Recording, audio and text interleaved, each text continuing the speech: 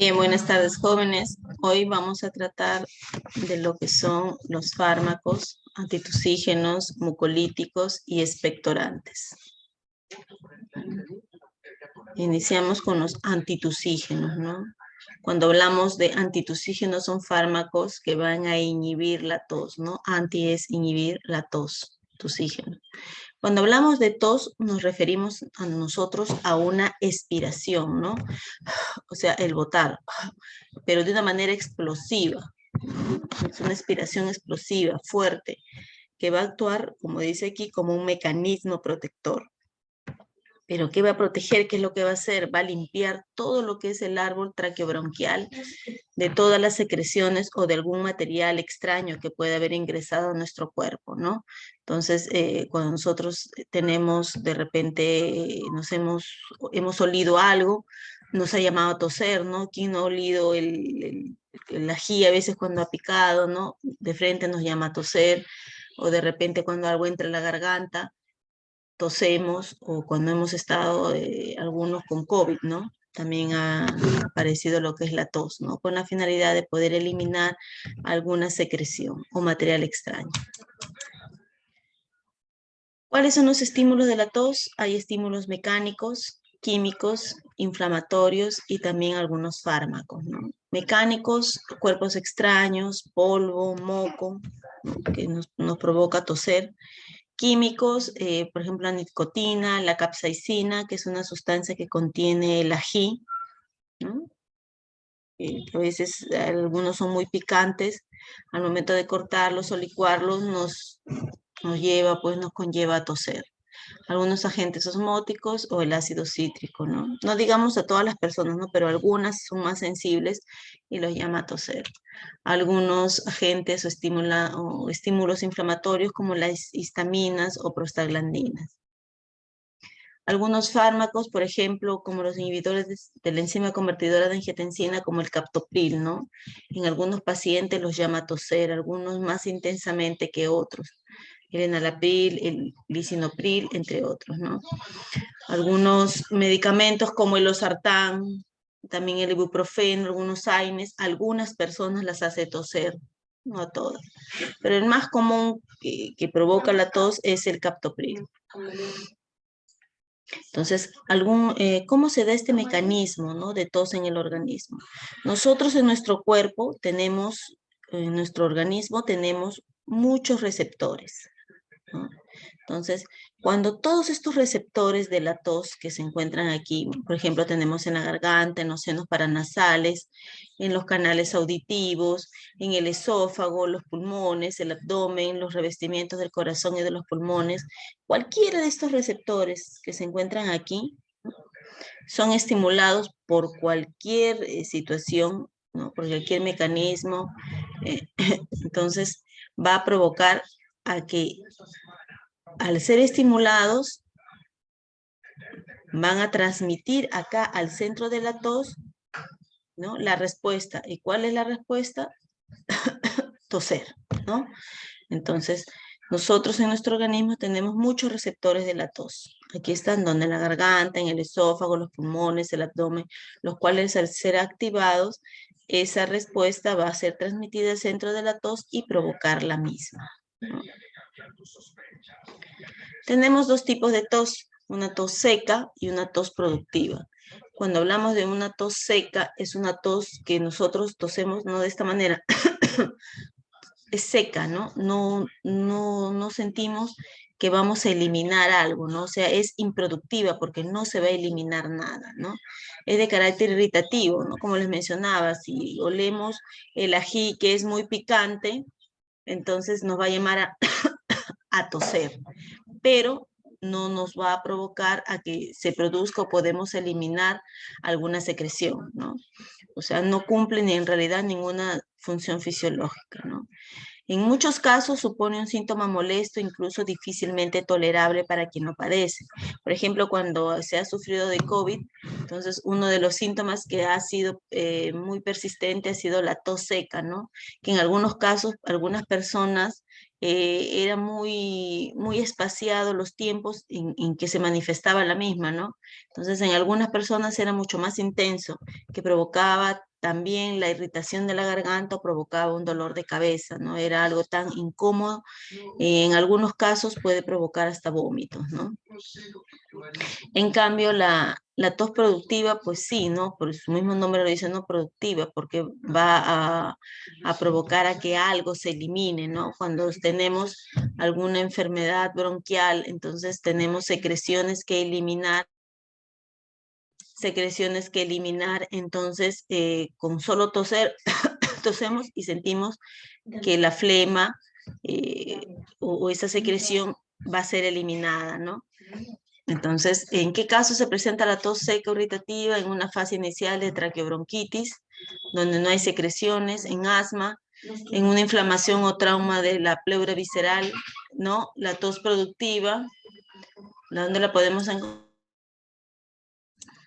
En procesos infecciosos, en alérgicos, incluso inflamatorios. Para todo este tipo de tos, generalmente la tos seca, nosotros vamos a administrarnos lo que es antitusígenos, ¿no? ¿Y qué van a hacer estos antitusígenos? Van a actuar bloqueando este centro de la tos. Pero estos antitusígenos solamente van a ser administrados o prescritos a pacientes que tengan tos seca, no tos productiva. ¿Por qué? Porque se supone que la tos seca es como les mencioné hace un momento, ¿no? De esta manera, no vamos a ver ningún tipo de secreción. Entonces, esta tos, como es tan molestosa y puede provocar la inflamación de la garganta, también provocar vómitos o dolor de cabeza, ¿no? O tener problemas con la alimentación, se puede bloquear, ¿no? Pero en el caso de que sea una tos productiva, donde vamos a eliminar nosotros secreciones, ¿no? Para liberar un poco lo que son nuestros bronquios, entonces en este caso no se van a tomar este tipo de antitusígenos, ¿no? Entonces simplemente es, como a veces le recetan los médicos, es tomar bastante agua para que estas secreciones se hidraten y sean más fáciles de poder ser eliminadas, ¿no? Pero en caso de una tos productiva no se administran estos antitusígenos, solo se administran en caso de que sea tos seca, nada más. ¿Qué antitusígenos tenemos? Tenemos varios, ¿no? Entonces, los opiáceos, como la codeína, dextrometorfano, la noscapina, no opiáceos, como el clofedianol. Tenemos algunos anestésicos, como la lidocaína, la benzocaína, antihistamínicos, la difenhidramina, bromofenidramina, anticolinérgico, bromuro de hipertropio. Hay diferentes tipos de antitusígenos. ¿Por qué? Porque hay diferentes tipos de receptores. ¿Se acuerdan que habían varios receptores en los senos paranasales, en los pulmones, ¿no? Los cuales pues van a tener que ser inhibidos. Algunos de ellos, por eso es que hay bastantes tipos de fármacos. Tenemos, por ejemplo, uno de los antitusígenos, la codeína u opioides, ¿no? Es un opioide. Quiere decir que va a actuar sobre el sistema nervioso central, es una droga, ¿no? Como serán acá, son los más usados. Este tipo de fármacos son prescritos, no los venden así como nosotros vamos a comprar una clofenamina, ¿no? Y te la venden sin receta médica. No, este tipo de fármacos necesitan una receta médica por ser derivados, ¿no? de los opioides, ¿no? Producen adicción, ¿sí? Por eso es que tienen que darse una concentración mínima solamente para el efecto de poder inhibir este tipo de tos, ¿no?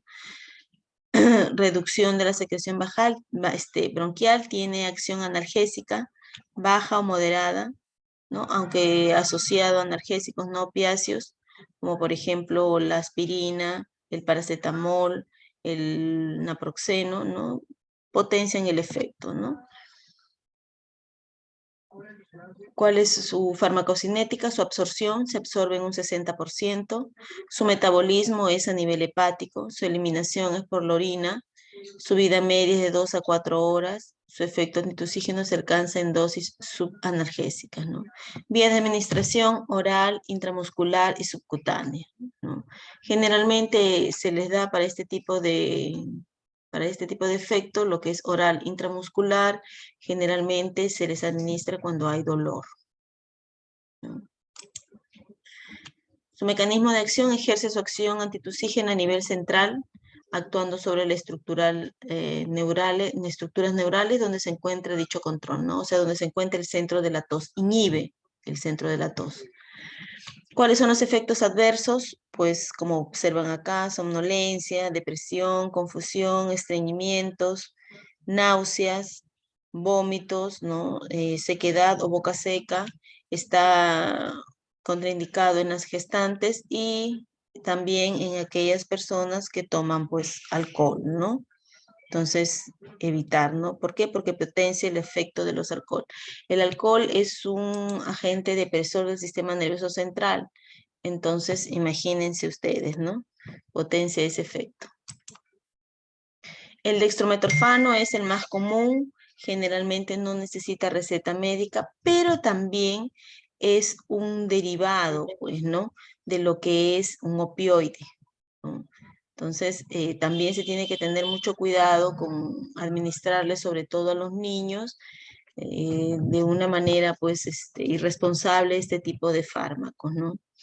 Este tipo de fármacos, como el dextrometorfano, produce liberación de histamina.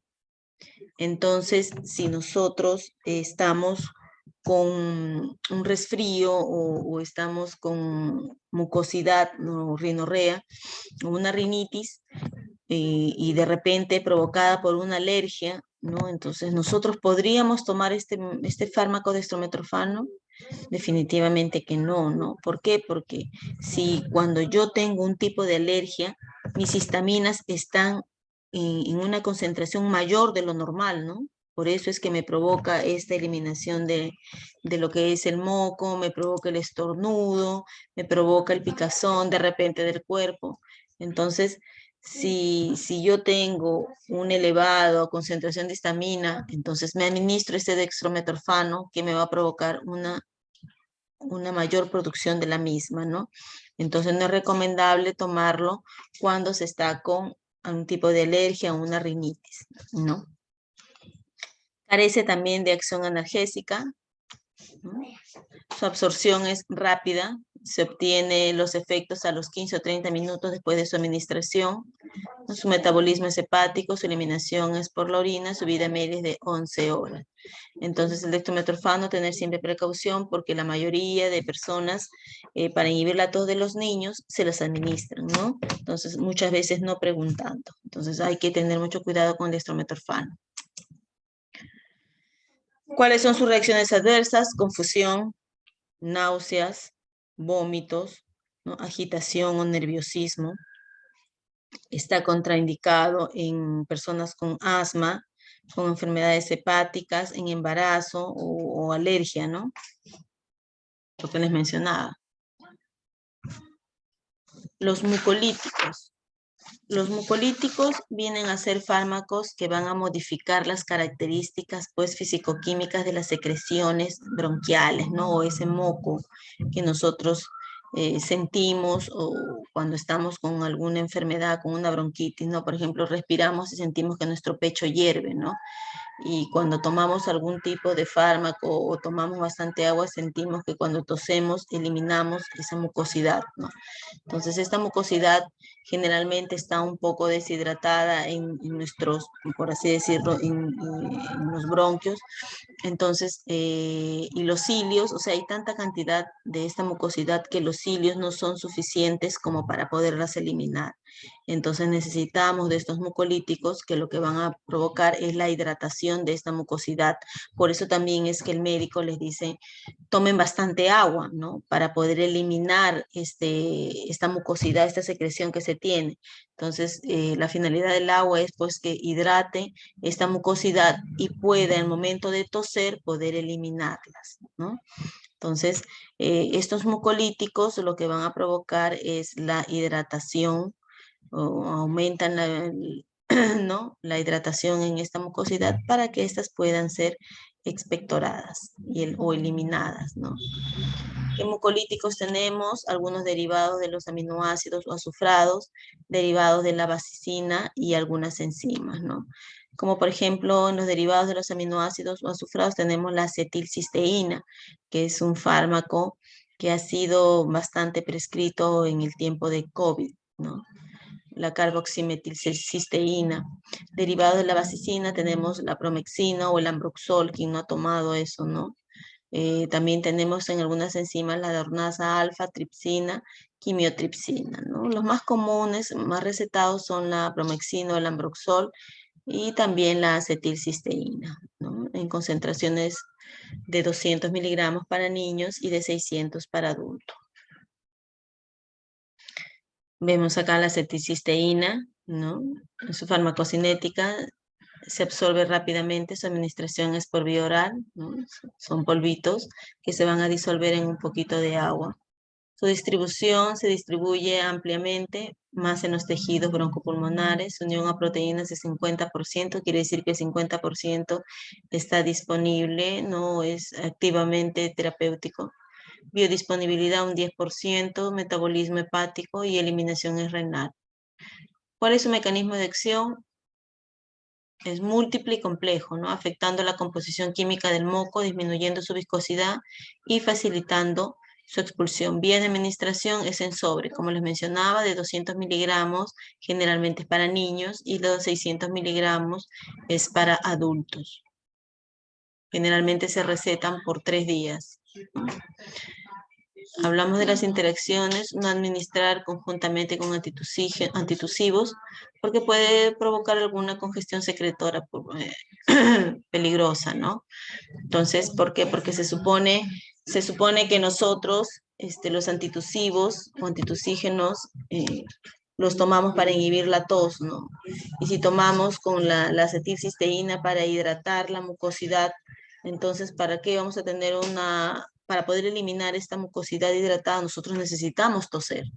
Si me inhiben, si tomo un fármaco que me va a inhibir la tos, entonces quiere decir que por gusto estoy hidratando esta mucosidad porque no va a poder ser eliminada. ¿Cuáles son sus efectos adversos? Náuseas, vómitos, epigastralgias, cefaleas, broncoespasmo, ¿no? Disnea.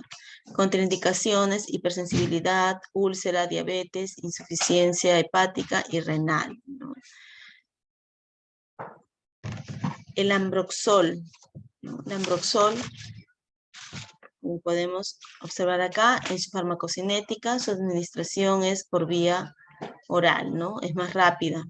Biodisponibilidad en un 60%, según las proteínas en un 90%, ¿no? Entonces, y el 6% de la dosis se halla en forma libre, ¿no?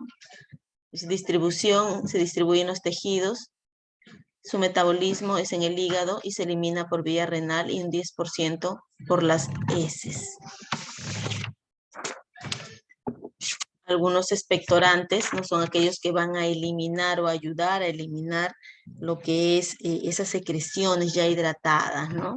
Entonces a veces, por ejemplo, sentimos en los niños, en los adultos, cuando respiran, sentimos como que el pecho hierve, ¿no?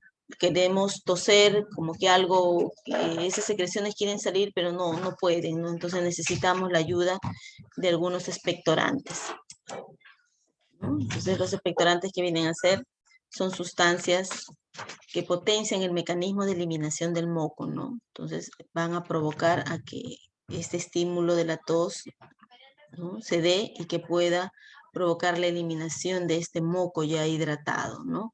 Entonces, ¿de qué manera va a activar los cilios o aquellos pelitos que están presentes en nuestros bronquios, ¿no? Los van a estimular más, entonces van a provocar que estos cilios puedan barrer y eliminar esta secreción o mucosidad, ¿no? En algunos casos, esta eliminación se puede dar cuando nosotros tosemos, ¿no? Por la boca, ¿no? Pero en el caso de algunos niños o los bebés, estas expulsiones se dan por las heces, ¿no? Porque a veces no la botan, sino se la tragan. Entonces, más fácil es de ellos digerirlas y eliminarlas cuando ellos defequen. Clasificación de algunos expectorantes. Hay expectorantes de acción directa, de acción refleja y expectorantes de acción mixta, ¿no? Entonces, en algunos de los expectorantes que nosotros vamos a encontrar es la guaifenesina, ¿no? Entonces, de repente cuando se han administrado un ave broncol, de repente alguno de ustedes se puede haber dado cuenta que cuáles son los componentes, ¿no?